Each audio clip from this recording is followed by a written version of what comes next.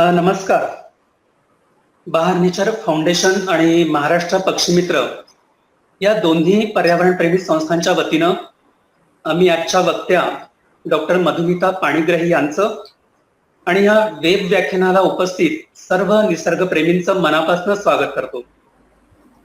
अरण्य ऋषी आदरणीय मारुती चितमपल्ली यांचा 5 नोव्हेंबर हा जन्मदिन. तर बर्डमॅन ऑफ इंडिया म्हणून जगभर ख्याती प्राप्त केलेले पक्षी संशोधक दिवंगत डॉक्टर सालीम अली यांची 12 नोव्हेंबरला जयंती. 5 नोव्हेंबर ते 12 नोव्हेंबर या दरम्यान या वर्षापासून महाराष्ट्रात पक्षी सप्ताह साजरा करण्याचा कृतीशील निर्णय राज्य सरकारनं घेतला आहे. त्यासाठी मी शासनाचेही मनापासून आभार मानतो आणि डॉक्टर सलीम अली आणि श्रीयुत मारुती चितमपल्ली या दोन्ही ऋषितुल्य व्यक्तिमत्वांचे ऋण व्यक्त करणारा हा पक्षी सप्ताह आपल्या सर्व पक्षी मित्रांसाठी एक उत्सव आहे. हा उत्सव आपण सारेच पक्ष्यांचं संरक्षण, संवर्धन आणि पक्षी जगताविषयी संशोधन करून साजरा करीत आहोत. त्या अनुषंगाने ही व्याख्यानमाला आयोजित करण्यात आलेली आहे.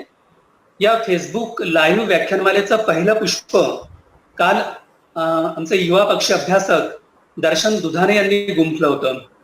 आज वेबिनारच्या या दुसऱ्या सत्राला वक्त्या म्हणून BNHS म्हणजेच बॉम्बे नॅचरल हिस्ट्री सोसायटीच्या सदस्य संशोधक डॉक्टर मधुमिता पाणिग्राही या उपस्थित झाल्या आहेत. रंगीत चिन्हांकन आणि पुनर्दर्शन पक्षी स्थलांतर अभ्यासात तुमचे योगदान. How can you contribute in colour making and reciting migration studies या विषयावर ते आपल्याशी संवाद साधणार आहेत. तत्पूर्वी मी आजचे गेस्ट ऑफ ऑनर वर्धा नगरीला ज्यांनी हिरवे पण बहाल केलं ते वृक्षमित्र श्री मुरलीधरजी बेलखोडे यांचं स्वागत करतो. सोबतच जे सहभागी झाले त्यांचे स्वागत करतो आणि बेलखोडेजींना विनंती करतो की प्रमुख अतिथी म्हणून त्यांनी त्यांचं मनोगत व्यक्त करावं. सर्वात आधी मी सर्व बहारींचं मनापासून स्वागत करतो आहे. अत्यंत चांगला असा उपक्रम आता संजीवभाऊने या ठिकाणी सांगितलेला आहे की मारुती चितमपल्ली आणि डॉक्टर सलीम अली यांच्या जन्मदिवसाच्या निमित्ताने जे पर्यावरणाच्या याच्यामध्ये पक्ष्यांचं फार महत्वाचं भूमिका आहे त्याविषयी नवीन पिढीला आणि सर्वांना जाणीव निर्माण व्हावी या निमित्ताने या पक्षी सप्ताहाचा जो कार्यक्रम आपण इथे घेतलाय खरोखर हा स्तुत्याचा उपक्रम आहे आणि विशेषतः नवीन पिढी करता पक्ष्यांचं महत्व जवळपास सर्वांनाच माहिती आहे पण त्यामध्ये अधिक जाणीव निर्माण व्हावी व आज कळीचा मुद्दा आहे. आपण सर्व बघतो आहे की मोठ्या प्रमाणामध्ये वृक्षतोड होत आहेत, पर्यावरणामध्ये बदल होत आहेत आणि त्यामुळे असंख्य अशा पक्ष्यांच्या प्रजाती आहेत त्या नामशेष होत आहेत आणि म्हणून ह्या सर्वांचं लक्ष याकडे लागावं आणि हा अत्यंत महत्वाचा कार्यक्रम आपण या दोन्ही जे पक्षी मित्र आहेत मारुती चितमपल्ली आणि डॉक्टर सलीम अली यांच्या जन्मदिवसाच्या निमित्ताने त्यानिमित्ताने मी महाराष्ट्र शासनाचं आणि विशेषतः वर्धा जर म्हटलं तर अनेक लोकांना प्रेरणा देणारं स्थळ हे आहे आणि विशेष म्हणजे हा पक्षी सप्ताह ही वर्धेकरांची देण म्हणून इतिहासात नक्कीच राहील आणि नवीन पिढी याचं मनापासून स्वागत करेल. पुनश्च मी सर्व बहारींचं विशेषतः या बहार नेचर फाउंडेशनचे जे अध्यक्ष आहेत प्राध्यापक किशोर वानखेडे आहेत, विरखेडे आहेत, संजय इंगळे तिगावकर आहेत, हे सर्व मंडळी यांचं पुन्हा मनापासून मी स्वागत करतो आहे आणि शुभेच्छा देतो. धन्यवाद बेलखोडेजी. तुम्ही म्हणाला ते अगदी खरं आहे की पक्षी सप्ताह साजरा करण्यात यावा. विशेषतः या तारखांना 5 नोव्हेंबर ते 12 नोव्हेंबर ही सुरुवात वर्ध्यापासून झाली होती. 2016ला जे सेवाग्रामला विदर्भ पक्षीमित्र संमेलन झालं होतं त्यात पहिल्यांदा हा मुद्दा मांडण्यात आला होता. तो पुढे महाराष्ट्र पक्षीमित्रांनी उचलून धरला आणि आज शासनाने त्याला पूर्णत्व दिलंय हा सप्ताह आता महाराष्ट्रभर आपण साजरा करतो आहोत. यानंतर मी पक्षी अभ्यासक पूजा पवार यांना विनंती करतो की आजच्या प्रमुख वक्त्या डॉक्टर मधुमिता पाणीग्रही यांचा त्यांनी कृपया परिचय करून द्यावा. नमस्कार. आजच्या आपल्या दुसऱ्या पुष्पाच्या वक्त्या आहेत डॉक्टर मधुमिता पाणीग्रही. गेली अनेक वर्ष त्या विविध पक्ष्यांवर संशोधन करीत आहेत. घनदाट जंगलांमधील पक्षी ते समुद्र किनाऱ्यावर येणारे स्थलांतरित पक्षी असा त्यांचा संशोधनाचा खूप मोठा आवाका आहे. पश्चिम घाटातील अगस्त्यमलाई या जंगलातील पक्षी वैविध्य हा त्यांचा पीएचडीच्या संशोधनाचा विषय होता आणि कोइंबतूर येथील सॅकॉन म्हणजे Salim Ali centre for ornithology and natural history इथून त्यांनी त्यांची पीएचडी ही पदवी संपादन केली आहे.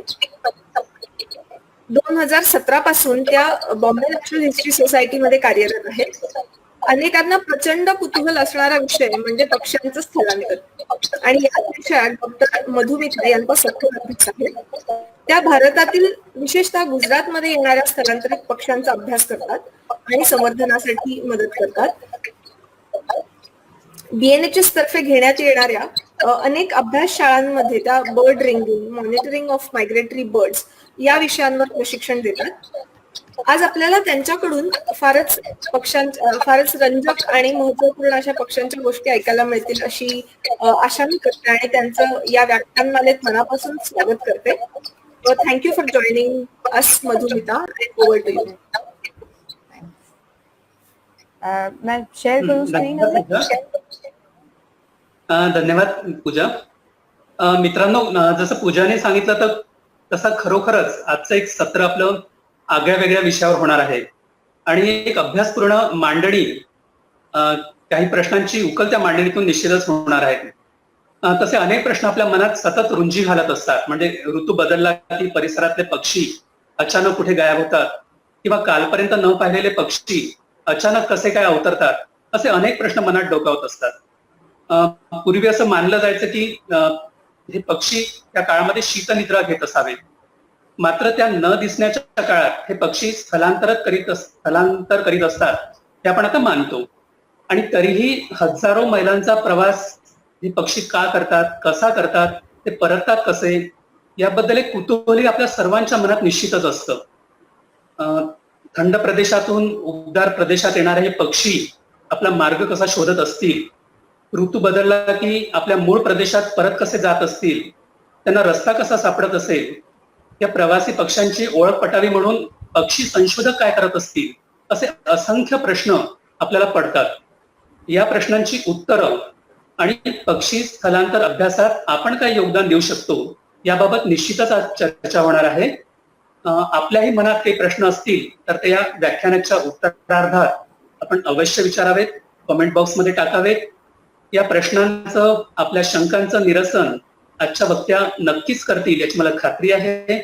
मी पुन्हा एकदा आपल्या सर्वांचं मनापासून स्वागत करतो आणि डॉक्टर मधुमिता पाणीग्रही यांना आपला विषय मांडण्याची विनंती करतो. मधुमिताजी. थँक्यू. नमस्कार. बहार नेचर फाउंडेशन आणि महाराष्ट्र पक्षी मित्र या दोन्ही पर्यावरणप्रेमी संस्थांच्या वतीनं आम्ही आजच्या वक्त्या डॉक्टर मधुमिता पाणीग्रही यांचं आणि या वेब व्याख्यानाला उपस्थित सर्व निसर्गप्रेमींचं मनापासून स्वागत करतो. अरण्य ऋषी आदरणीय मारुती चितमपल्ली यांचा 5 नोव्हेंबर हा जन्मदिन, तर बर्डमॅन ऑफ इंडिया म्हणून जगभर ख्याती प्राप्त केलेले पक्षी संशोधक दिवंगत डॉक्टर सालीम अली यांची 12 नोव्हेंबरला जयंती. 5 नोव्हेंबर ते 12 नोव्हेंबर या दरम्यान या वर्षापासून महाराष्ट्रात पक्षी सप्ताह साजरा करण्याचा कृतीशील निर्णय राज्य सरकारनं घेतला आहे. त्यासाठी मी शासनाचेही मनापासून आभार मानतो आणि डॉक्टर सलीम अली आणि श्रीयुत मारुती चितमपल्ली या दोन्ही ऋषितुल्य व्यक्तिमत्वांचे ऋण व्यक्त करणारा हा पक्षी सप्ताह आपल्या सर्व पक्षी मित्रांसाठी एक उत्सव आहे.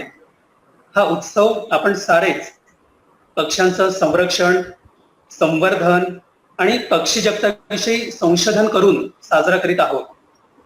त्या अनुषंगाने ही व्याख्यानमाला आयोजित करण्यात आलेली आहे. या फेसबुक लाईव्ह व्याख्यानमालेचं पहिलं पुष्प काल आमचे युवा पक्षी अभ्यासक दर्शन दुधाने यांनी गुंफलं होतं.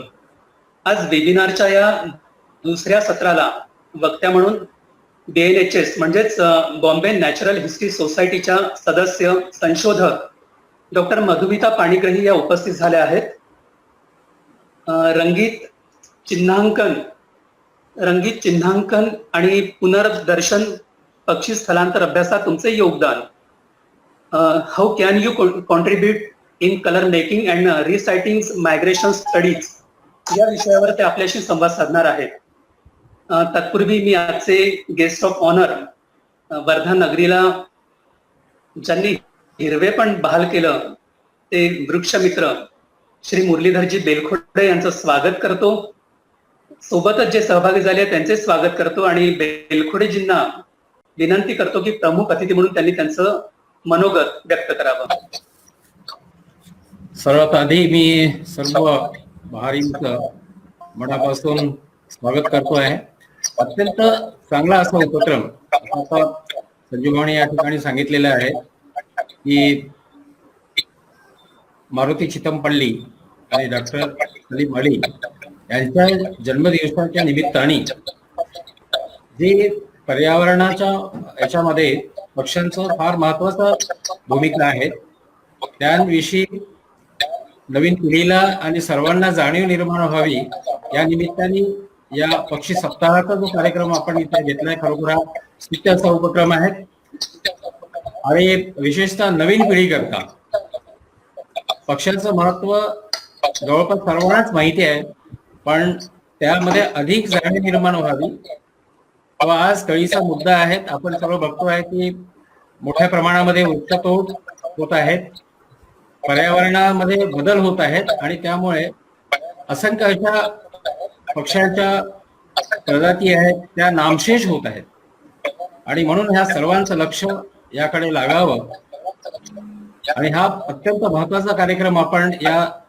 दोन्ही जे पक्षी मित्र आहेत मारुती चितमपल्ली आणि डॉक्टर सलीम अली यांच्या जन्मदिवसाच्या निमित्ताने त्यानिमित्ताने मी महाराष्ट्र शासनाचं आणि विशेषतः वर्धा जर म्हटलं तर अनेक लोकांना प्रेरणा देणारं स्थळ हे आहे आणि विशेष म्हणजे हा पक्षी सप्ताह ही वर्धेकरांची देण म्हणून इतिहासात नक्कीच राहील आणि नवीन पिढी याचं मनापासून स्वागत करेल. पुनश्च मी सर्व बहारींचं विशेषतः या बहार नेचर फाउंडेशनचे जे अध्यक्ष आहेत प्राध्यापक किशोर वानखेडे आहेत, वीरखेडे आहेत, संजय इंगळे तिगावकर आहेत, हे सर्व मंडळी यांचं पुन्हा मनापासून मी स्वागत करतो आहे आणि शुभेच्छा देतो. धन्यवाद बेलखोडेजी. तुम्ही म्हणाला ते अगदी खरं आहे की पक्षी सप्ताह साजरा करण्यात यावा. विशेषतः या तारखांना 5 नोव्हेंबर ते 12 नोव्हेंबर ही सुरुवात वर्ध्यापासून झाली होती. 2016ला जे सेवाग्रामला विदर्भ पक्षी मित्र संमेलन झालं होतं त्यात पहिल्यांदा हा मुद्दा मांडण्यात आला होता. तो पुढे महाराष्ट्र पक्षी मित्रांनी उचलून धरला आणि आज शासनाने त्याला पूर्णत्व दिलंय.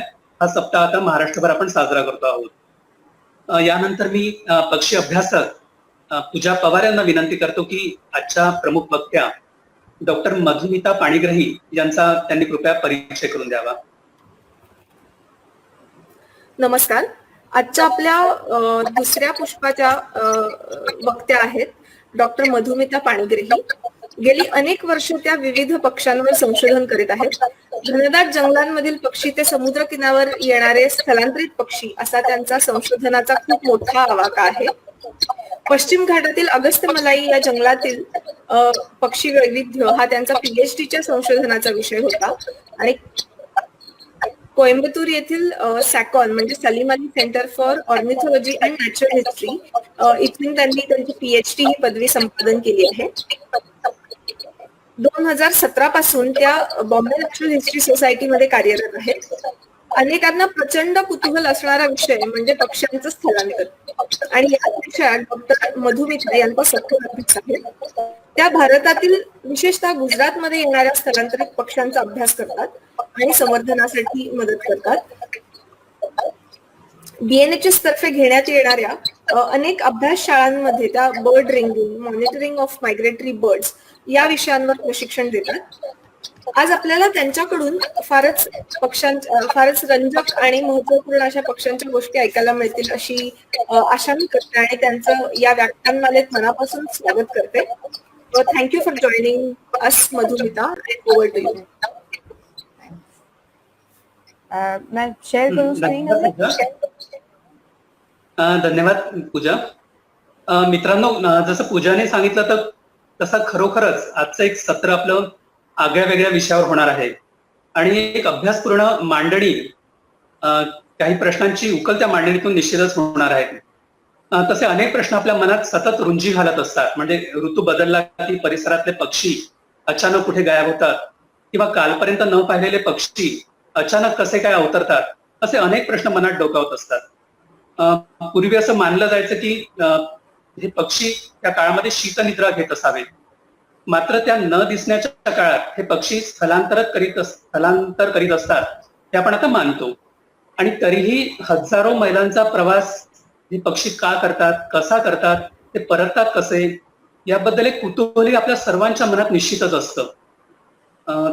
थंड प्रदेशातून उबदार प्रदेशात येणारे हे पक्षी आपला मार्ग कसा शोधत असतील, ऋतू बदलला की आपल्या मूळ प्रदेशात परत कसे जात असतील, त्यांना रस्ता कसा सापडत असेल, या प्रवासी पक्ष्यांची ओळख पटावी म्हणून पक्षी संशोधक काय करत असतील, असे असंख्य प्रश्न आपल्याला पडतात. या प्रश्नांची उत्तरं आणि पक्षी स्थलांतर अभ्यासात आपण काय योगदान देऊ शकतो याबाबत निश्चितच आज चर्चा होणार आहे.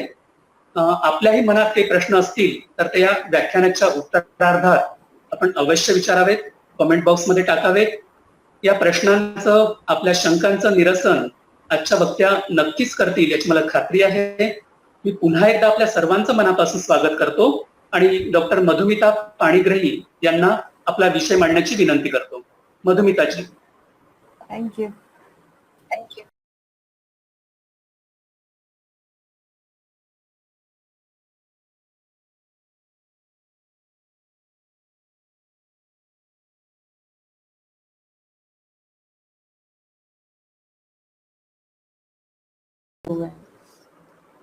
ये उसके पास का फोटो है. उसी तरह से क्रेन्स भी यूज करते हैं ये साइट्स को. इनका कुछ टाइटल मूवमेंट नहीं होता है. मोस्टली ये लोग रूस्टिंग के लिए आते हैं. तो ये सुबह की फोटो है. वो लोग रात में रूस्टिंग कर रहे होंगे और अभी वो लोग निकलने के लिए वो लोग रेडी हो रहे हैं जाने के लिए. सॉल्ट पैन्स में बहुत सारे आपको बीच, जो मैंने आपको पहले वीडियो दिखाया उससे कहीं ज्यादा वैरायटी आपको सॉल्ट पैन्स में देखने को मिलती है, क्योंकि वो लोग मोस्टली यहाँ पे रूस्ट करने के लिए आते हैं. जबकि यहाँ पे जब टाइड यहाँ तक के आ जाता है, ये पानी यहाँ है, टाइड जब यहाँ तक के आ जाता है तो ये सारे बर्ड्स इस तरफ बिखर जाते हैं बैठने के लिए. जब तक टाइड रिसीड होता है यानी पीछे जाता है, तब वो यहाँ से उड़ के वापस इस जगह पे खाने के लिए आ जाते हैं.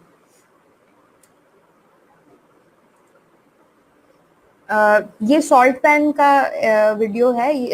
यहाँ पे सिर्फ आपको मोस्टली 2 या 3 स्पीशीज दिख रही हैं इस टाइम पे. ये शाम का टाइम है. टाइड अभी हाई है, काफी ज्यादा हाई टाइड है. तो ये सिर्फ एक सॉल्ट पैन है. इस सॉल्ट पैन में मोस्टली गर्ल्स हैं और आप थोड़ी देर में आप फिर देखेंगे कि एक बड़ा फ्लॉक है ये लेसर सैंड फ्लोवर का जो उड़ के आ रहा है. ये लोग अभी सेटल हो रहे हैं, ये लोग अभी सेटल नहीं हुए हैं. तो वो बहुत जैसे आप देख रहे हैं, जैसे रोजी स्टार्लिंग का मर्मरेशन होता है, वैसे ये लोग भी इस तरह का मर्मरेशन करते हैं before they settle down.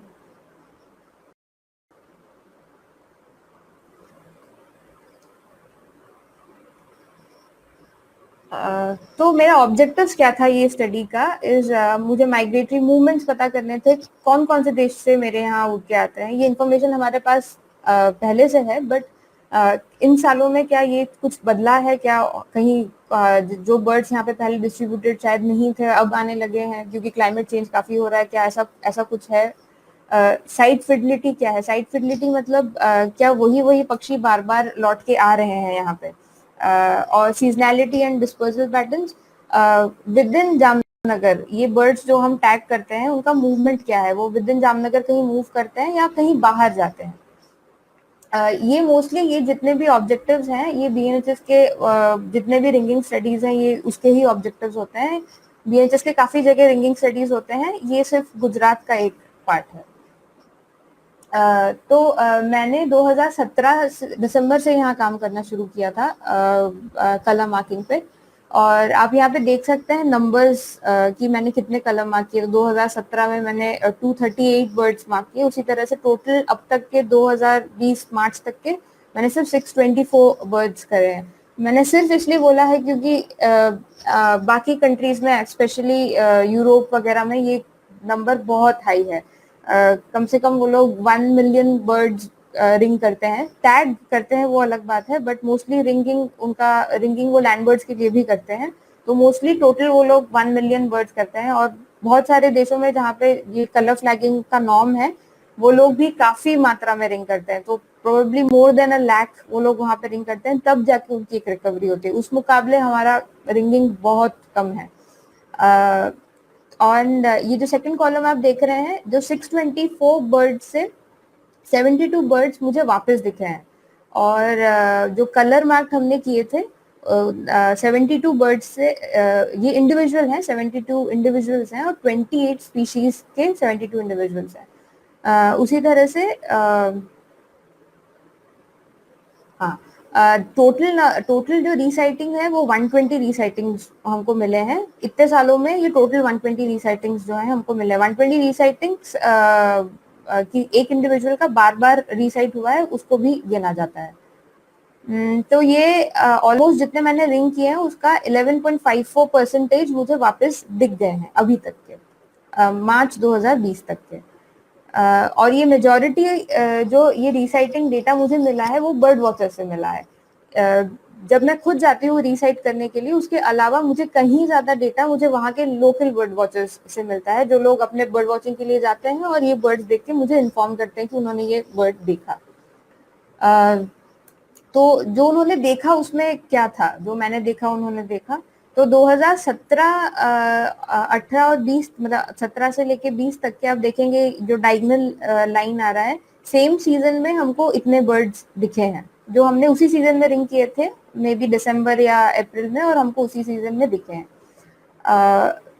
Then एक साल बाद हमको इस पर्टिकुलर ईयर में हमको इतने बर्ड्स दिखे, और अभी 2 साल हो चुके हैं हमारे रिंगिंग को, तो हमको 26 इंडिविजुअल्स अभी भी कंटिन्यूसली दिख रहे हैं। ये टेबल है कि कौन कौन से बर्ड्स दिख रहे हैं। तो काफी स्पीशीज मैंने कम से कम 17 स्पीशीज, मैंने 28 स्पीशीज फ्लैग किए थे। 28 स्पीशीज में से 17 स्पीशीज का मुझे इंफॉर्मेशन मिल रहा है। तो मोस्टली आप देखेंगे सबसे ज्यादा क्रैप प्लोवर है, और उसके बाद bar tailed godwit, then lesser sand plover इसकी। और ये जो आप देख रहे हैं 1.42%, ये सारे वो बर्ड्स हैं जो हमको सिर्फ एक बार, मतलब उस स्पीशीज के कोई एक ही इंडिविजुअल हमको अब तक दिखा है। अब क्रैप प्लोवर के बारे में आते हैं कि क्रैप प्लोवर से हमको अब तक क्या पता चला है। तो ये जो ग्राफ है बहुत सिंपल ग्राफ है। जो ये आप खाली देख रहे हैं इमेज, ये वो डेट है जब हमने रिंग किया था, और ये जो काला कलर का डॉट है वो टाइम है जब हमने उसको रीसाइट किया था, मतलब हमने उसको वापस देखा था। इसमें आप देखेंगे कि पहला जो बार अभी आ रहा है, ये बर्ड हमको हर सीजन में दिखा है। उसी तरह से बहुत सारे बर्ड्स हैं जो हमको हर सीजन में दिखे हैं, मतलब हर एक इंडिविजुअल।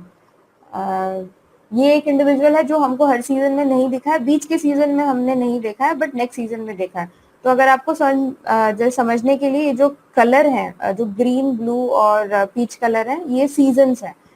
तो हमने इस ग्राफ को सीजन्स पर डिवाइड किया है कि कौन सा बर्ड कब दिखता है। उसी तरह से आप देखेंगे कि कुछ बर्ड्स हैं, ये जो वर्टिकल बार्स हैं आप देखेंगे, ये सारे ऑलमोस्ट एक टाइम में दिखे हैं। अगर ये एक टाइम में दिखे हैं, उसी दिन या उसी के आसपास के दिनों में ये साथ में दिखे हैं, तो इसका मतलब क्या ये है कि वो लोग एक ही फ्लॉक के हैं, वो सब एक साथ उड़ के यहाँ पे आते हैं, वो लोग शायद वापस भी उसी एक साथ ही उड़ के जाते होंगे, ये सारे एक फैमिली के हैं। ऐसा क्वेश्चन दिमाग में आता है कि क्यों वो लोग एक साथ दिखते हैं। ये सारे क्वेश्चन हम सॉल्व नहीं कर पाते हैं क्योंकि हमें नहीं पता कि ब्रीडिंग ग्राउंड में क्या होता है। हमको कोई इन्फॉर्मेशन नहीं है ब्रीडिंग ग्राउंड से, हमें अभी तक कुछ आया नहीं है कि ये बर्ड्स साथ में दिख रहे हैं कि ब्रीडिंग ग्राउंड में जाके वो अलग हो जाते हैं, बट विंटरिंग के टाइम पे वो सब साथ में रहते हैं। अभी मैंने कहा सब साथ में रहते हैं, तो उसी तरह से हमको कैसे पता चलता है कि ये लोग सेम फ्लॉक के हैं कि नहीं। अभी जैसे इस डेटा में मुझे बस इतना ही पता चला कि ये सारे एक ही डेट में दिखे हैं, बट अगर मुझे फोटोज भी वैसे मिलते हैं, ये जैसे 3 आप यहाँ पे देख सकते हैं, 1 2 3 और ये पीछे चौथा एक है। इसके नंबर्स हमको मिले हैं, तो हमको पता लगा है कि ये सारे एक ही फ्लॉक के हैं। तो हम जैसे बोलते हैं साइट फिडिलिटी, मतलब वो उसी जगह वापस आते हैं। उस तरह से फ्लॉक फिडिलिटी भी होता है, मतलब वो एक ही फ्लॉक में साथ में पूरे विंटर्स में रह रहे हैं। पूरे विंटर्स में रह रहे हैं कि नहीं वो भी हमें तब पता चलेगा जब हम उसकी कंटिन्यूस मॉनिटरिंग करेंगे पूरे विंटर्स के लिए। अभी जैसे कि ये बारटेल गॉडविट है, बारटेल गॉडविट का हमें बहुत अच्छा इन्फॉर्मेशन मिल रहा है। हमने कम से कम 45 बर्ड्स हमने रिंग किए थे और जिसका हमको कंटिन्यूस इन्फॉर्मेशन मिल रहा है।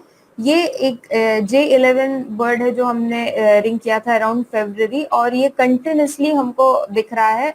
अभी भी अक्टूबर में उसका अराइवल वहाँ के बर्ड वॉचर्स ने हमें बताया कि वो अराइव हो चुका है। तो J11 का कंटिन्यूस मॉनिटरिंग हम कर रहे हैं, क्योंकि जैसे कि ये J11 इस जो पहला वाला फोटो ये तब का है जब हमने उसे रिंग किया है, तो हमने जस्ट उसको रिंग पहनाया है, हमने फोटो लिया है रिंग पहना के। और ये फरवरी का फोटो है, और ये जो नीचे जो फोटो आप देख रहे हैं, आप देखिए इसमें ब्रीडिंग प्लूमेज आ चुका है, ऑलमोस्ट कंप्लीट ब्रीडिंग प्लूमेज आ चुका है, और इससे आपको पता भी चल रहा है कि ये मेल है। हमारे पास मेजरमेंट्स हैं, मेजरमेंट से हमको पता चल रहा था कि वो मेल है, और ये फोटो ने हमको फर्दर कंफर्म किया कि J11 इज अ मेल। और मैम आपका आवाज नहीं आ रहा है। आवाज नहीं आ रहा है? ओह, अब आ रहा है? अभी आ रहा है?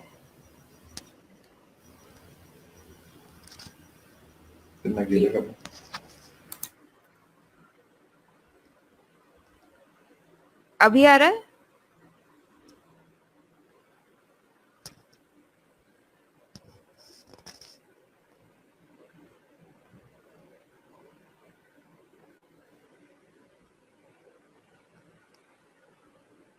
हाँ, okay okay, please continue, please continue. Okay. तो ये जो नीचे वाला फोटो है वो हमको अप्रैल महीने में दिखा है, तो ये फिर से ये बर्ड हमको मई में दिखा था, तो हमको पता चला कि ये हाँ आ रहा है, please continue. Okay, thank you. तो इससे हमको पता चलता है कि ये बर्ड कितना लंबा रहा है, और यहाँ यहीं से उसने breeding plumage, almost full breeding plumage होके वो तैयार होके अपने ब्रीडिंग साइट पे वापस जा रहा है। बारटेल गॉडविट का भी हम देखेंगे, जैसे हमने क्रैप प्लोवर्स का देखा था कि ये लोग, जैसे ये जो बार्स हैं, ये अगर आप ये जैसे देखें कि मोस्टली ये सारे एक ही दिन के रिंग हुए हैं और हमको हर सीजन में दिखे हैं। ऑलमोस्ट बारटेल गॉडविट का डेटा हमको काफी अच्छा आ रहा है, क्योंकि ये हर सीजन में दिख रहे हैं। बहुत कम बर्ड्स ऐसे हैं जो सब्सिक्वेंट सीजन में हमें दिखे नहीं है। उसी तरह से वर्टिकल बार्स जो है, आप देखेंगे कि ये वर्टिकल बार्स, ये बर्ड्स सब साथ में दिखे हैं, और एक्चुअली ये साथ में फोटोग्राफ भी हुआ है। तो अभी जैसे यहाँ पे ये 0B0 है और J11, ये ऑलमोस्ट हमने 2 दिन के गैप में इन दोनों को रिंग किया था, और एक ही जगह पे रिंग किया था, एक ही साइड पे। उससे पता चलता है कि इवन हमको 2 दिन का फर्क भी अगर हुआ भी है, तभी भी ये लोग एक ही फ्लॉक के हैं।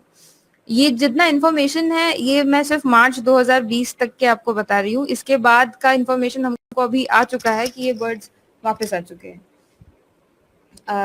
उसी तरह से लेसर सैंड क्लोवर का भी उसी तरह से है कि हमको सिर्फ एक ही बर्ड है जो हमको दिखी 2 साल बाद। ये उसका फोटो है जिन्होंने खींचा है, और ये कुछ बर्ड जो हमने अक्टूबर में रिंग की थी, हमको मार्च एंड तक के वो वहीं पे दिख रही थी। तो मोस्टली इससे हमको ये समझ में आता है कि ये जितने बर्ड्स हम लोग, स्पेशली अक्टूबर जो मिड विंटर होता है, उस टाइम से हम जो रिंग करना शुरू कर रहे हैं इस पर्टिकुलर जगह में, जामनगर के इस एरिया में, वो बर्ड्स वहीं ही रह रहे हैं मोस्टली। ये हम लोगों का अभी तक की समझ है। उसी तरह से कॉमन रेड शैंक का भी रिकवरी उसी तरह, रीसाइटिंग उसी तरह से है। बहुत सारे पक्षी हमको दिख रहे हैं। तो अभी का डेटा है जो 2000 मार्च 2020 के बाद जो हमको अभी ये विंटर सीजन हमने जुलाई से हम शुरू करते हैं, जुलाई से मोस्टली बर्ड्स आना शुरू हो जाते हैं, तो अभी हमको ये काफी एडिशन हो चुका है, कम से कम 10-12 इंडिविजुअल्स हमको कॉमन नेटशैंक के दिख रहे हैं। जैसे कि पहले जब हमने रिंग किया था 2017 से, तो हमको पहला जो साइटिंग हुआ था वो अक्टूबर से हुआ था। ये पहला साइटिंग भी बर्ड वॉचर्स ने किया था, तो अक्टूबर से हुआ था। तो हमको मालूम है कि जुलाई से बर्ड्स आने शुरू हो जाते हैं, इसका मतलब पहले से आते हैं, बट हमारे टैग बर्ड आते हैं क्या पहले से?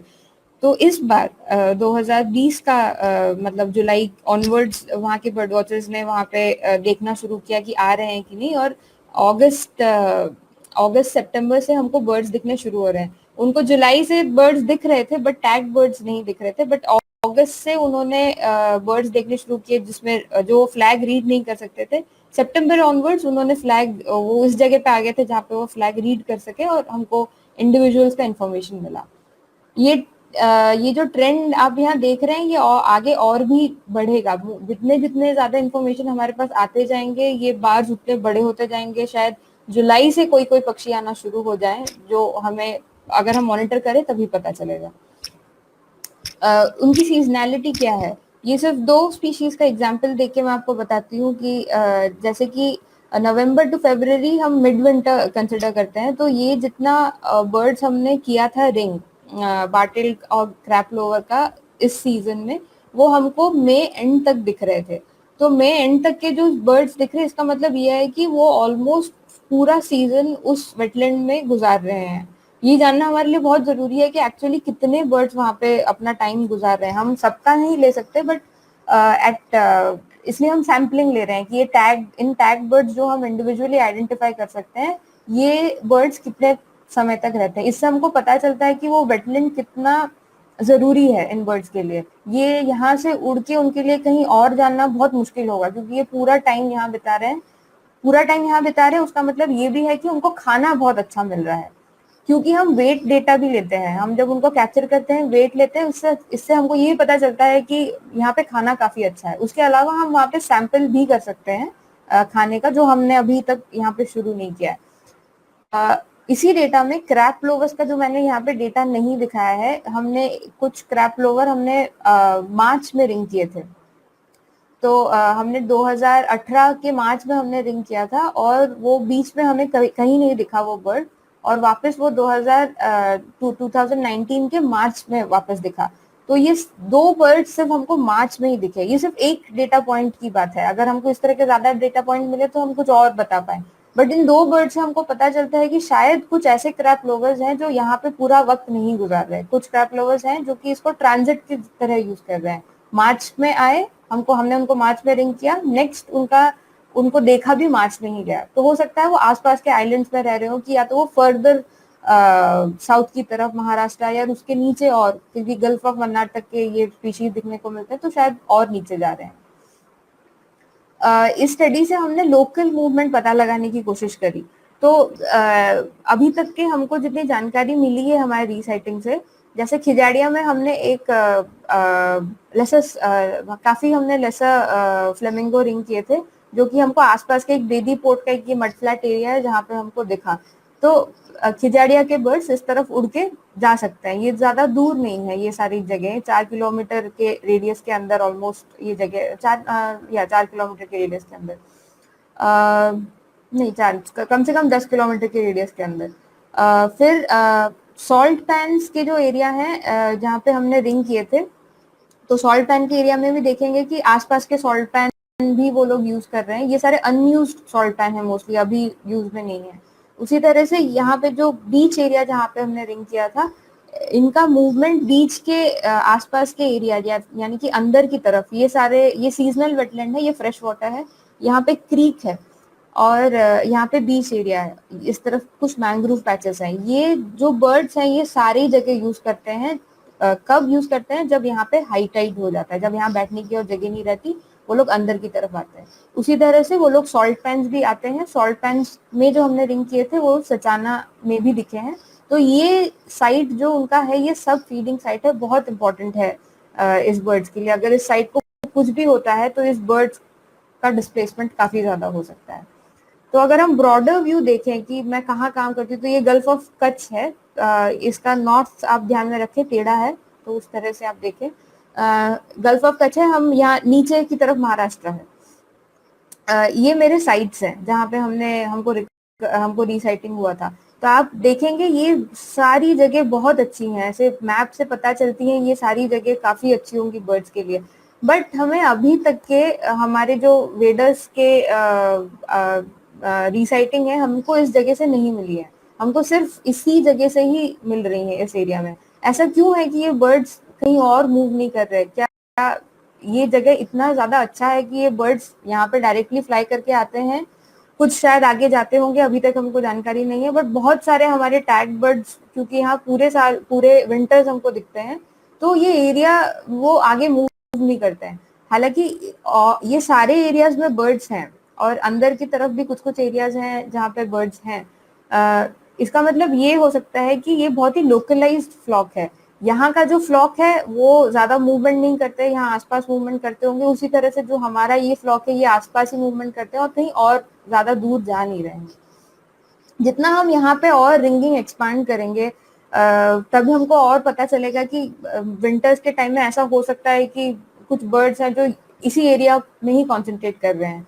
तो मे बी ये जो फ्लॉक अगर हम रिंग करते तो पता चलेगा कि ये बर्ड भी ज्यादा मूव नहीं करते।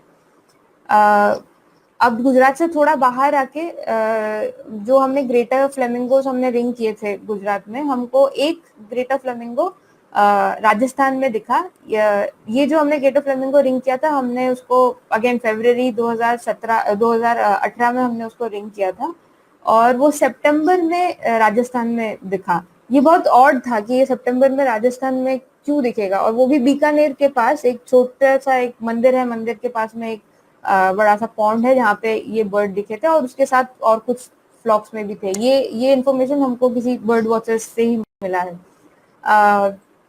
तो ये बर्ड यहाँ पे क्या कर रहा था सितंबर में?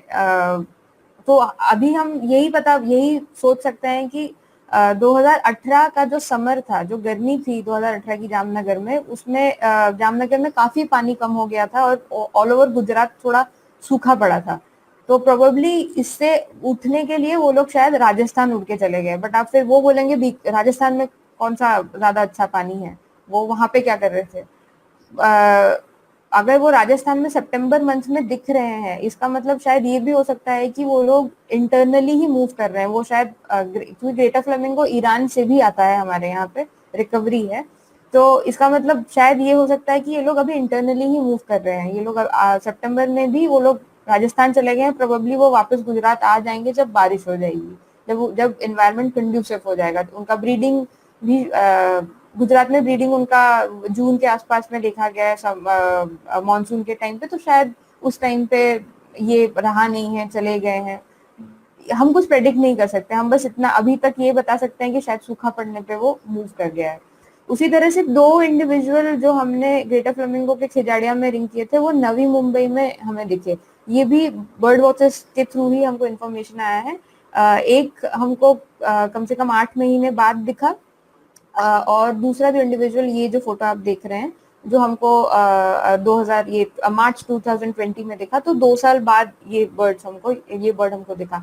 अभी नोट करने की बात ये है कि जो 2 बर्ड फ्लाई करके आए हैं, ये लोग सब एडल्ट थे। जब हमने उनको रिंग किया था तो वो सब एडल्ट थे। ये देखा गया है बहुत स्पीशीज में कि जो सब एडल्ट होता है वो ज्यादा डिस्पर्स करता है, कम एडल्ट को पता होता है कहाँ जाना है, बट सब एडल्ट डिस्पर्सल ज्यादा करता है, देखता है, ढूंढता है जगह। ऐसा बहुत सारे स्पीशीज के लिए देखा गया है। तो प्रोबेबली बिकॉज ये सब एडल्ट थे तो वो लोग डिस्पर्स हो रहे हैं दूसरे फ्लॉक्स के साथ, वो इस तरफ आ रहे हैं। बट नवी मुंबई और गुजरात का बहुत ज्यादा कनेक्शन होगा। हमने काफी कम रिंग किए हैं तो हमको दिख रहे हैं, बट प्रोबेबली बहुत ज्यादा बर्ड्स काफी ज्यादा वहां उड़ के आ रहे हैं, क्योंकि हमारे काउंट्स भी बहुत आए हैं मुंबई में। हमको कुछ और बर्ड्स भी दिखे थे, अगेन ये सारे बर्ड वॉचर्स ने ही देखे हैं। तो ये एक स्पीशीज की बात है। ये एक 6Z करके ग्रेट नॉट है। ग्रेट नॉट महाराष्ट्र में भी हमको रिकवर हुआ है। महाराष्ट्र जो ग्रेट नॉट चाइना के आसपास, येलो सी के आसपास रिंग किया था, वो हमें दिखा है। ईस्ट कोस्ट में भी दिखा है, ईस्ट कोस्ट से ट्रैवल करके वो महाराष्ट्र में भी दिखा है। ये अलग अलग इंडिविजुअल है, ये सेम इंडिविजुअल नहीं है। तो उसी ये एक 6Z था जो पहली बार 2000 अक्टूबर 2019 में यशोधन भाटिया जी एक बर्ड वॉचर है, उन्होंने देखा। ये बर्ड यहाँ पे रिंग हुआ था जुलाई 2019 में। तो आप देख सकते हैं कितने महीनों में वो यहाँ उड़ के आया है, इतने कम टाइम में। ये सीधा लाइन जो हम दिखा रहे हैं जरूरी नहीं है ये बर्ड यहाँ से आए, यहाँ पे काफी है। देखो यहाँ पे हिमालयस भी क्रॉस करके उसको आना पड़ सकता है, तो जो हमें लगता नहीं है वो ऐसा आया होगा। बट यहाँ के जो रिंग बर्ड्स हैं ये हमको काफी जगह दिखे हैं, मतलब इस कोस्ट से जहां जहां मैं कर्सर लेके जा रही हूँ वहां से होते हुए हमको बहुत जगह पे दिखे हैं। तो हो सकता है ये बर्ड ये सारे कोस्ट यूज करके आके जामनगर पहुंच रहा हो। इसके अलावा हमको बर्ड्स इस तरफ और दिखे हैं, अरेबियन गल्फ में भी दिखे हैं। ये जो बर्ड्स यहाँ पे टैग हुए थे ग्रेट नोट्स, वो हमको अरेबियन गल्फ में भी दिखे हैं। इसका मतलब हम क्या पता लगा सकते हैं कि मे बी जामनगर एक ऐसा एरिया है, और ये पर्टिकुलर जगह जहाँ मैं काम करती हूँ, जहाँ पे ये बर्ड स्टॉप ओवर करते हैं, थोड़े दिन कुछ रुकते हैं, उसके बाद आगे चले जाते हैं और शायद अरेबियन गल्फ तक जाते हैं। बट अगर हम 6Z की बात करें तो हमको वो अक्टूबर में दिखा है, नवंबर दिसंबर में कोई साइटिंग नहीं है, वहां बर्ड वॉचेस थे नहीं थे उसकी जानकारी नहीं है। फिर जनवरी फरवरी मार्च में ये बर्ड दिखा, जो अब हम ये पता लगा सकते हैं कि ये बर्ड्स जो है उसने वहीं पे विंटरिंग ज्यादा की है, शायद वो अरेबियन गल्फ ना गया हो। वहाँ के बर्ड वॉचर्स बहुत इंटरेस्टेड है 6Z बर्ड्स में, तो उन्होंने एक इस तरह का वेबसाइट भी बनाया है, और जो रशियन रिंगर है वो भी इस को फॉलो करता है ये देखने के लिए कि ये बर्ड्स मतलब ये कब तक रह रहा है। तो ये इस बार अक्टूबर 10th को दिखा है, ये सारे बर्ड वॉचर्स ही कर रहे हैं वहाँ पे, अक्टूबर 10th को दिखा है, और कल भी ये बर्ड उसी जगह पे दिखा है। तो अब शायद ऐसा लग रहा है कि वो ये पूरा विंटर यहीं पे बिताने वाला है। तो आप कैसे देख सकते हैं, आप कैसे टैग बर्ड देख सकते हैं, और कैसे आपको आगे जाना चाहिए इसके साथ। जब आप कोई फ्लॉक देखें तो आप स्कैन करें उनके, देखें कि कोई आपको ऐसी बर्ड दिख रही है कि नहीं। कलर फ्लैग्स जो कि आपने यहाँ देखे, ये जो कलर फ्लैग्स है H54 जहाँ पे लिखा हुआ है, तो ये शोर बर्ड्स के लिए होता है जिनकी लंबी टांगे होती हैं, उन लोगों के लिए इस तरह का होता है। अगर आपको इस तरह के फ्लैग्स दिखे तो आप स्कैन करें फ्लॉक को, उनके पैरों को देखें। उसके अलावा हम लोग बार हेडेड गूज या तो ग्रे लैग गूज को इस तरह का एक नेक में बैंड पहनाते हैं, ये उनको कुछ तकलीफ नहीं करता है, ये सारा इंटरनेशनली टेस्टेड है ये सारी चीजें। ये बैंड काफी टाइम तक रहता है। इनफैक्ट ये जो बर्ड है मेरे ख्याल से 2 साल से एक ही जगह पे दिख रही थी, ये वाली बर्ड। और हम फ्लेमिंगो को इस तरह से टैग करते हैं, इसके लिए 2 टैग्स हैं। आप सोच रहे होंगे हमने एक ही टैग क्यों नहीं लगाया, 2 टैग क्यों लगा रहे हैं। ये इसलिए है क्योंकि हम लोग बहुत सारे दूसरे लोग हैं दूसरे कंट्री में जो लोग फ्लेमिंगो को और दूसरे स्पीशीज को टैग करते हैं, उनके साथ हमारा ओवरलैप ना हो जाए। कल को अगर हमारा बर्ड उड़ के अफ्रीका चला जाता है, अभी तक उसकी कोई रिकवरी नहीं है, कुछ भी नहीं है, बट अगर ऐसा कुछ होता है तो हम अगर ये, क्योंकि हमने येलो के अलावा हमने दूसरा बैंड भी लगाया है, तो हमको पता चलेगा ये इंडियन है, क्योंकि अफ्रीका में कुछ जगह में येलो बैंड यूज होता है। उसी तरह से ये जो व्हाइट आप दो देख रहे हैं, बहुत सारे कंट्रीज में इसके नीचे ब्लैक येलो ब्लू इस तरह का कॉम्बिनेशन यूज होता है। तो व्हाइट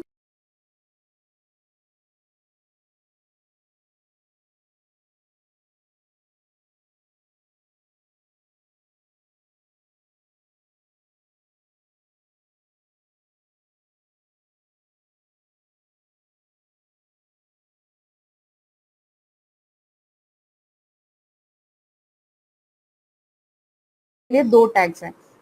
आप सोच रहे होंगे हमने एक ही टैग क्यों नहीं लगाया, 2 टैग क्यों लगा रहे हैं। ये इसलिए है क्योंकि हम लोग बहुत सारे दूसरे लोग हैं दूसरे कंट्री में जो लोग फ्लेमिंगो को और दूसरे स्पीशीज को टैग करते हैं, उनके साथ हमारा ओवरलैप ना हो जाए। कल को अगर हमारा बर्ड उड़ के अफ्रीका चला जाता है, अभी तक उसकी कोई रिकवरी नहीं है, कुछ भी नहीं है, बट अगर ऐसा कुछ होता है तो हम अगर ये, क्योंकि हमने येलो के अलावा हमने दूसरा बैंड भी लगाया है, तो हमको पता चलेगा ये इंडियन है, क्योंकि अफ्रीका में कुछ जगह में येलो बैंड यूज होता है।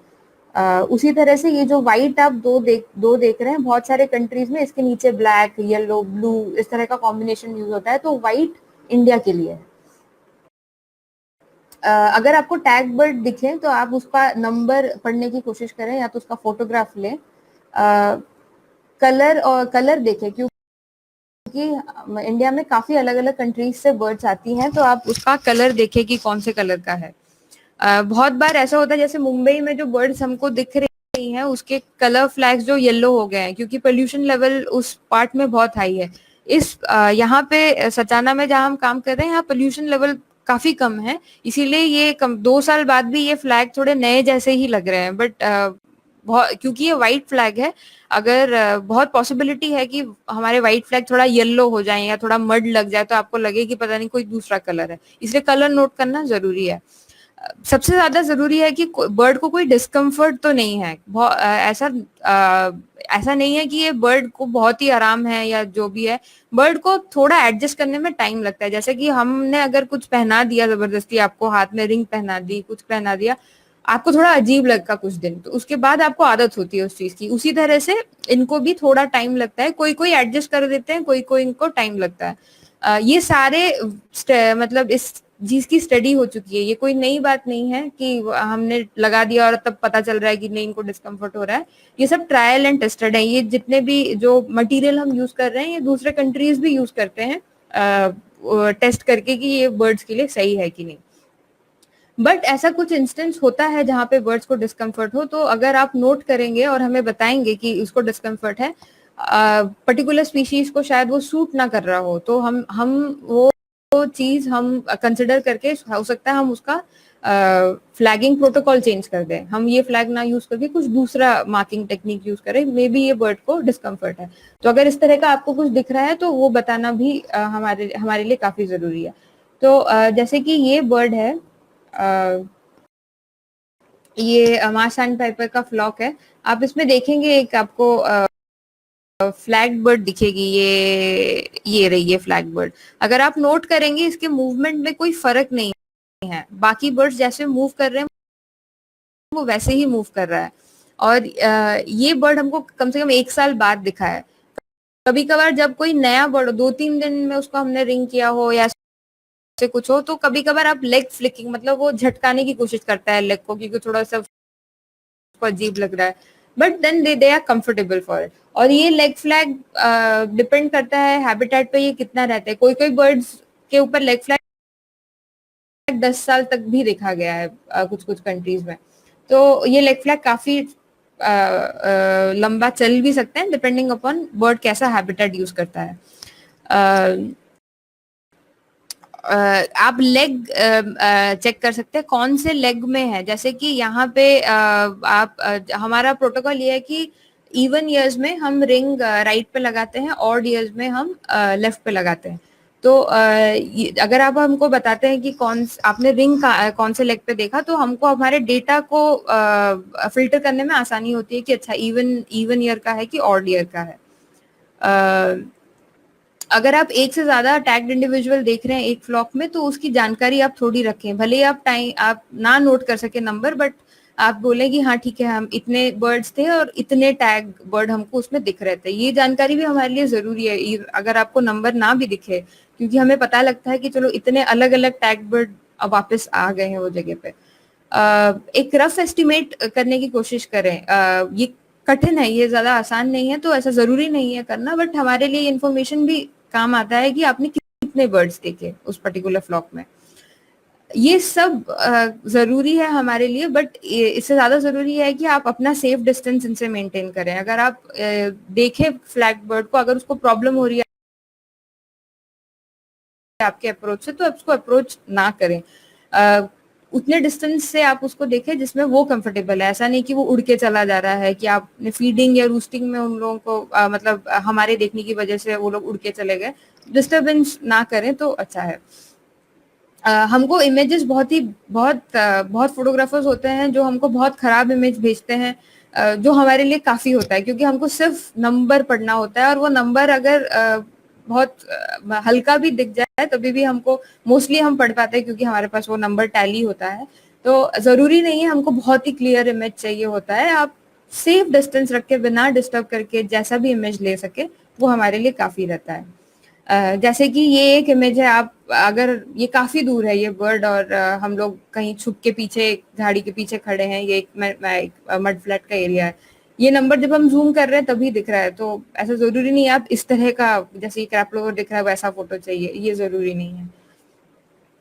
और एक चीज जो हम बर्ड वॉचर्स को बोलते हैं कि अगर आप ऐसे बर्ड्स देखते हैं तो उनका आप फ्लाइट में भी फोटो लेने की कोशिश करें। जो मैंने आपको मोल्ट के बारे में बोला था कि हम बर्ड्स का फेदर्स चेक करते हैं, तो आप यहाँ पे देखिएगा कि ये एक, तो यहाँ पे देखिए एक टैग आ रहा है, ये टैग नंबर हमको पढ़ने में नहीं आया है तो हमें पता नहीं है कि ये कौन सी बर्ड है, बट ये अक्टूबर में ये फोटो ली गई है, एक बर्ड वॉचर ने ली है।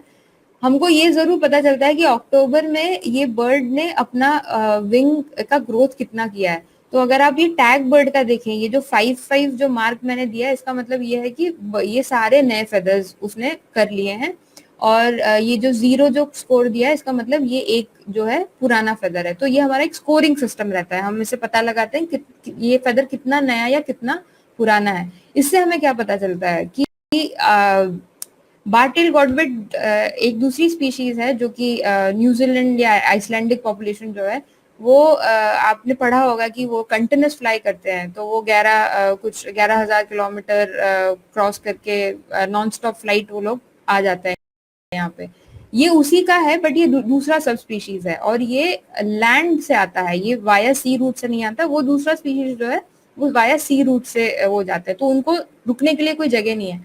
इनको रुकने के लिए काफी जगह है। ये लोग मोस्टली वेस्टर्न रशिया से आते हैं। तो अगर आप ये स्कोर देखें तो इसका मतलब ये स्कोर देख के हम अंदाजा लगा सकते हैं कि शायद ये बर्ड कहीं रुक के आ रहा है, क्योंकि ऐसे अगर फेदर्स उसके ज्यादा अच्छे नहीं है तो उसको फ्लाई करने में तकलीफ होगी, तो हो सकता है वो रुक रुक के आ रहा हो।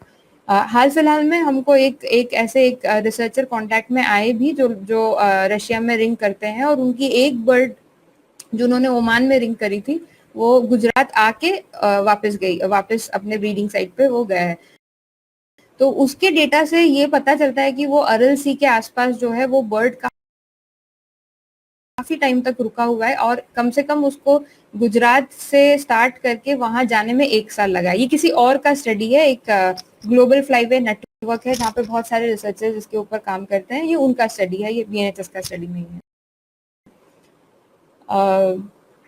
अगर आपको बर्ड दिख जाए तो उसके बाद क्या करना है, आप बीएनएचएस की वेबसाइट में आ सकते हैं। यहाँ पे आपको दिखेगा रिपोर्ट अ टैग्ड बर्ड, इसको अगर क्लिक करेंगे तो इस तरह का वेब पेज खुलेगा। इस वेब पेज में आप एक फॉर्म डाउनलोड कर सकते हैं, ये इस तरह का फॉर्म है जिसमें आप इंफॉर्मेशन फिल कर सकते हैं। ये इंफॉर्मेशन हमारे लिए जरूरी रहता है ताकि हम आपका एड्रेस भी हमारे डेटाबेस में आ सके कि आपने ये बर्ड देखा है। ये हमको बाद में कभी कुछ कांटेक्ट करना हुआ या किसी तरह की हमको कुछ मदद लगी तो आपको कांटेक्ट करने में हमको आसानी पड़ती है अगर इस तरह का फॉर्म आता है। तो आप एक ऐप भी डाउनलोड कर सकते हैं, ये एक बर्ड बैंड ऐप है, ये हमारे वेबसाइट से डाउनलोड होता है ये, बट एंड्रॉयड के लिए ही है फिलहाल के लिए।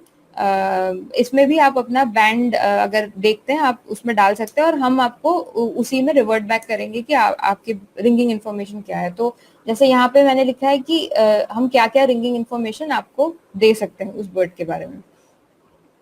ये काम कुछ नया नहीं है, ये ऐसा कुछ नया चीज नहीं है जो पहली बार ही हो रहा है या हाल फिलहाल में होना शुरू हुआ है। काफी सालों से ये काम होता है। 1950s से बाहर के कंट्रीज में इस तरह का रिंगिंग होना शुरू हो चुका था। हालांकि तब थोड़ा अलग मटेरियल यूज होता था, अब थोड़ा अलग मटेरियल है, टाइम के साथ एडवांस हो रहा है ये मटेरियल। तो काफी ऐसे स्टडीज हैं, लोकल स्टडीज हैं जहाँ पे जैसे इस तरह के कलर बैंड्स लगाते हैं। जो हमने अभी तक के देखा वो शोर बर्ड्स पे था, लैंड बर्ड्स पे भी इस तरह के बैंड्स लगाए जाते हैं। और जो सिटीजन्स होते हैं या तो आसपास के जो लोग होते हैं उनको बोला जाता है कि अगर आप ये देख के हमें बता सके, तो बहुत सारे रिसर्चर्स उसके ऊपर डिपेंड करते हैं कि वो अगर ये बर्ड वहीं पे रहा है या मूव कर रहा है, उनके स्टडीज में ये बहुत काम देता है। हम सेंट्रल एशियन फ्लाईवे में है इंडिया, और ये एक leg flag challenge east Australian flyway में हो रहा है, ये अभी भी चल रहा है। अगर आपको उनके देश का या उनके फ्लाईवे का उनका फ्लाईवे में काफी कंट्रीज आते हैं ईस्ट ऑस्ट्रेलियन फ्लाईवे में, अगर आपके उनके कुछ भी बर्ड आपको दिखे तो आप उसमें सबमिट कर सकते हैं। नवंबर 15 तक के उनका टाइम है, एंड इसमें से कुछ प्राइजेस हैं जो आप कर सकते हैं। तो बहुत सारे ऐसे जो फ्लाईवे हैं वो लोग अपने अपनी तरफ से कुछ इनिशिएटिव लेने की कोशिश करते हैं कि ताकि लोग और ज्यादा इसमें इन्वॉल्व हो। इससे फायदा ये होता है कि आपको एक रिसर्चर जो रशिया में बैठा है वो हर जगह नहीं जा सकता, या एक जो हम इंडिया में कर रहे हैं हम जाके रशिया या ईरान या कजाकिस्तान में नहीं बैठ सकते देखने के लिए बर्ड आई कि नहीं। तो ये ग्लोबल नेटवर्क होता है कि हम एक दूसरे से कांटेक्ट करते हैं कि एक रिसर्चर दूसरे से कांटेक्ट करेगा, या एक कोई सिटीजन या तो कोई वहाँ का लोकल देखेगा और वो पर्टिकुलर किसी को कांटेक्ट करके ये खबर हम तक के पहुंचेगी। मेन मोटिव इसका यही है, जो कलर बैंड का ये है कि हम इंडिविजुअल आइडेंटिफाई कर पाए, दूर से आइडेंटिफाई कर पाए, हमको इसको कैच वापस पकड़ने की जरूरत नहीं है। अगर जो हम रिंग लगाते हैं उसमें हम मोस्टली नहीं पढ़ सकते आजकल का, क्योंकि फोटोग्राफी इतना अच्छा हो गया है तो कभी कभार हम रिंग नंबर भी पढ़ सकते हैं, बट नॉट इतना नेसेसरी नहीं है कि हम हर बार ही पढ़ सके। तो ये रेड फ्लैग उसमें काम आता है। ये जितना भी मैंने प्रेजेंटेशन दिया है वो इनकी वजह से है जिनका नाम मैंने यहाँ पर लिखा है, मोस्टली हीरेन, नील और धैर्य एंड बहुत सारे ऐसे लोग हैं, यशोधन जी हैं जिन्होंने जो कंटिन्यूस मॉनिटरिंग करते हैं। ये लोग काफी फील्ड में जाते हैं और मुझे जब भी बर्ड्स मिलते हैं वो बताते हैं। तो मोस्टली ये जो काम मैंने आज आपको दिखाया है वो उनसे ज्यादा आया हुआ है। हम रिसाइटिंग करते हैं बट हमारा, क्योंकि हम लोग कंटिन्यूसली नहीं रहते फील्ड पे, तो ये वो गैप जो हम कंटिन्यूसली नहीं रहते ये फिल करने में हमको मदद करते हैं। अगर आपको कभी भी ऐसे कुछ बैंड बर्ड दिखे तो हमको bands@bnhs.org में कांटेक्ट करें, हम में से कोई भी आपको वापस इस डिटेल लेके इन्फॉर्म करेगा। अगर आपको कोई और कलर के भी दिखते हैं, BNHS टच में है दूसरे रिंगर्स के साथ दूसरे देशों में, तो हम उनसे खबर लेके भी आपको बता सकते हैं कि ये बर्ड किसका है। Thank you. अगर आपके कुछ क्वेश्चंस हैं तो प्लीज बताएं। हेलो, कुछ क्वेश्चंस आए हैं। हाँ, मुझे लगा कट गया। Is satellite tagging also used by you to get better data?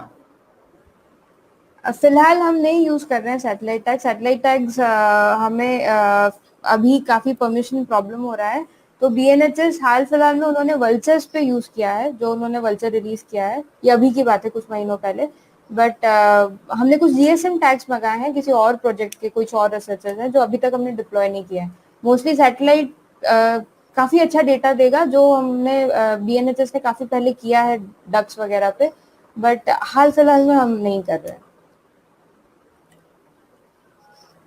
और एक क्वेश्चन है, is there a standard international code for ringing oblique banding? Yes, standard protocol है और हर कंट्री के लिए थोड़ा सा अलग हो जाता है। डिपेंड बैंडिंग और रिंगिंग का प्रोटोकॉल सब सेम है, कि हमको बर्ड्स कैसे पकड़ने हैं और बर्ड्स कैसे हैंडल करना है, ये ऑलमोस्ट हर जगह सेम ही रहता है। कौन सा कलर यूज करना है, कौन सा रिंग यूज करना है, वो थोड़ा कंट्री वाइज डिफरेंट हो जाता है क्योंकि हमारे स्पीशीज अलग हो जाते हैं, but there is an international protocol. Yes.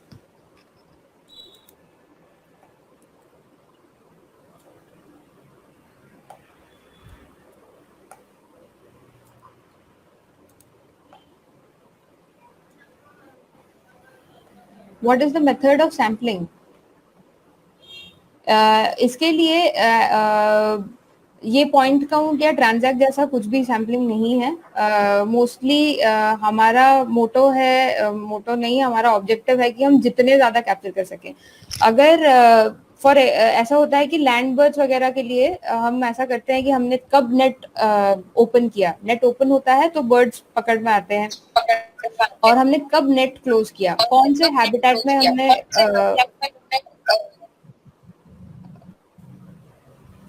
कौन से हैबिटेट में हमने वो नेट लगाया है, उसके हिसाब से अच्छा इको हो रहा है।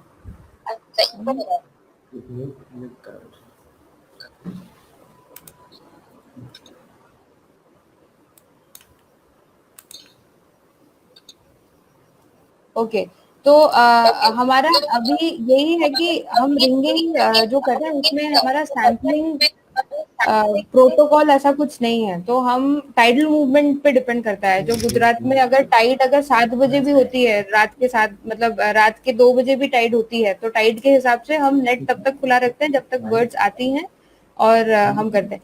टेक्निक्स है कि हम किस तरह से बर्ड को ट्रैप करते हैं, बट हमारा टाइम कुछ फिक्स नहीं है। और नेट में कुछ कोई भी बर्ड्स आ सकते हैं, हमको जरूरी नहीं है कि कोई पर्टिकुलर स्पीशीज के लिए हम नेट ओपन करते हैं। नेट में हमें जो भी बर्ड्स आते हैं हम उसको टैग कर सकते हैं।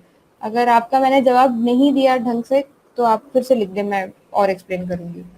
Does eBird database have ringing data? Can I use eBird to report ring birds?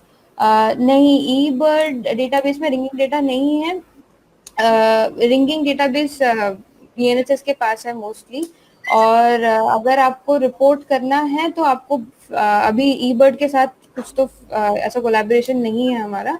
आपको bands.org में लिखना पड़ेगा ताकि हम आपको इन्फॉर्मेशन दे सकें।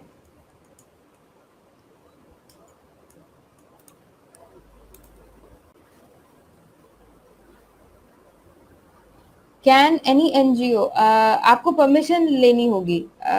तो जैसे कि ये जो है हम परमिशन के साथ करते हैं, विदाउट परमिशन नहीं करते हैं। तो आपको फॉरेस्ट डिपार्टमेंट से परमिशन चाहिए होगी पहली बात, कि आप रिंग कर सकते हैं कि नहीं। फॉरेस्ट डिपार्टमेंट आपको परमिशन दे तो आप रिंग कर सकते हैं, कोई भी NGO रिंग कर सकता है। आप रिंग कहाँ से लेंगे, कलर बैंड कहाँ से लेंगे, वो और दूसरी बात है। But any NGO can if you have permission to do it by forest department.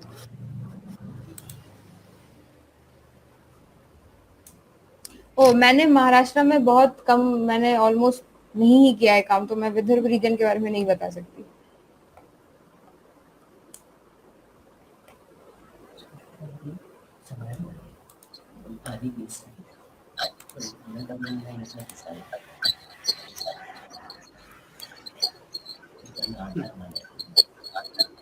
But जितना मुझे पता है शायद विदर्भ रीजन में कुछ टैग्ड मतलब बार-हेडेड गूज शायद दिखे हैं बाहर की कंट्री से, हमारी कंट्री से भी। कोल डैम में शायद कुछ बार-हेडेड गूज नेक कॉलर्ड हुए थे जो कि विदर्भ रीजन में दिखे हैं, बट मैं ज्यादा श्योर नहीं हूँ इस बात। महाराष्ट्र में दिखे।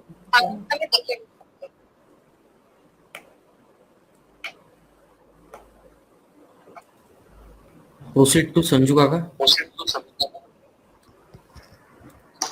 ओके, बहुत अच्छी जानकारी डॉक्टर मधुमिता पाणिग्राही जी ने आज दी है। एक साइंटिफिक सेशन इस बारे में जिस बारे में एक उत्सुकता हम लोगों के मन में भी थी, टैगिंग, फ्लैगिंग या रिंगिंग के बारे में जो सोचा करते थे, उस बारे में एक सही जानकारी आपसे प्राप्त हुई है।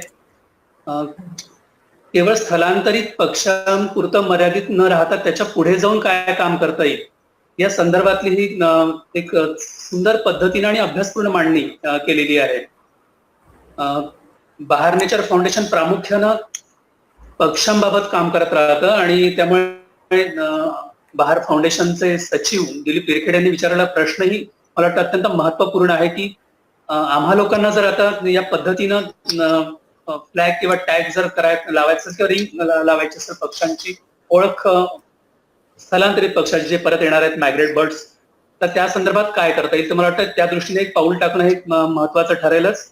लास्ट ईयर वर्धा डिस्ट्रिक्ट में भी फ्लेमिंगो आए थे और बहुत अच्छी संख्या में सभी लोगों ने उसका लुत्फ उठाया था। केवल देखने तक सीमित न रहकर उसके आगे हम क्या स्टडी कर सकते हैं, इस बारे में भी एक अच्छी जानकारी आपसे प्राप्त हुई है। बहार नेचर फाउंडेशन आणि महाराष्ट्र पक्षी मित्र या दोन्ही पर्यावरण प्रेमी संस्थांच्या वतीनं मी मनापासून डॉक्टर मधुमिता पाणिग्राही यांचा आभार मानतो। फार छान पद्धतीने त्यांनी मांडणी केलेली आहे। त्यासोबतच आजचे जे प्रमुख अतिथी होते श्री मुरलीधरजी बेलखोडे यांचेही मी दोन्ही संस्थांच्या वतीने आभार मानतो। हे सर्व कोऑर्डिनेट करण्यासाठी ज्यांचं सहकार्य लाभलं, मग ते बहारचे अध्यक्ष प्राध्यापक किशोर वानखेडे सर असतील, सचिव दिलीप विरखेडे आहेत, दीपक गुडेकर आहेत, दर्शननी फार सुंदर पद्धतीने सर्व हँडल केलं आहे, जिने आभार मानले त्या पूजा मॅडम, या सर्वांचेच आणि या वेबिनार मध्ये जे सहभागी झाले आहेत त्या सर्व पर्यावरण प्रेमी पक्षी प्रेमी मित्रमैत्रिणींचे अभ्यासकांचे मी मनापासून आभार मानतो। पुन्हा एक आपल्या सर्वांना विनंती करतो की उद्या सायंकाळी 7 वाजता या वेब व्याख्यानमालेत पक्षी संशोधक अनिल पिंपळापुरे सर यांचं व्याख्यान होणार आहे। आम्ही पक्षी मित्र हा विषय ते मांडणार आहे। याही व्याख्यानाला आपण सर्वांनी उपस्थित राहावं आणि त्यातूनही काही चांगल्या गोष्टी आपल्याला शिकायला मिळतील. पुन्हा एकदा आपल्या सर्वांचे मनापासून आभार मानतो. Thank you very much. धन्यवाद. Good night.